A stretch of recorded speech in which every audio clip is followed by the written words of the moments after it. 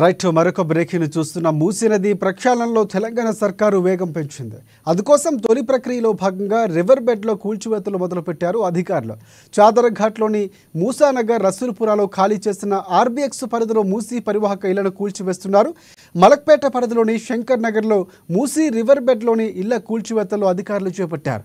ఇక్కడ స్వచ్ఛందంగా ఖాళీ చేసిన నిర్వాసితుల ఇళ్లను కూల్చివేస్తున్నారు.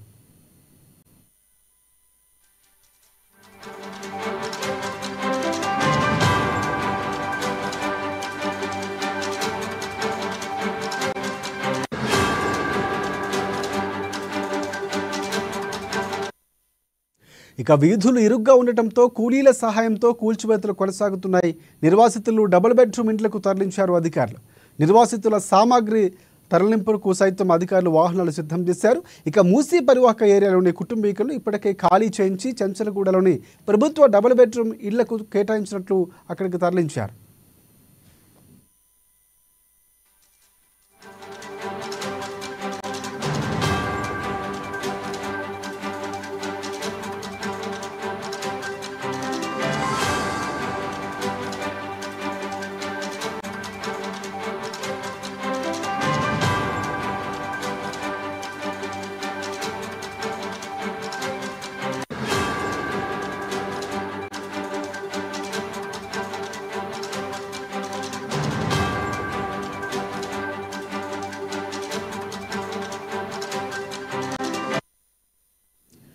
రైట్ మూసీ నది ప్రక్షాళనలో తెలంగాణ సర్కారు వేగం పెంచింది. అందుకోసం తొలి ప్రక్రియలో భాగంగా రివర్ బెడ్లో కూల్చివేతలు మొదలుపెట్టారు అధికారులు.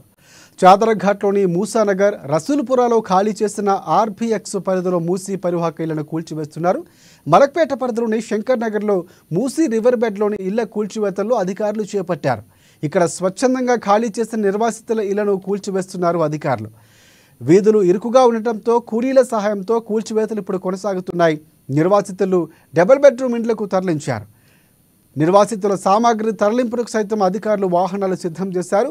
మూసీ పరివాహక ఏరియాలోని కుటుంబీకులను ఇప్పటికే ఖాళీ చేయించి చెంచలగూడలోని ప్రభుత్వ డబుల్ బెడ్రూమ్ ఇళ్లను కేటాయించినట్లు అధికారులు తెలిపారు.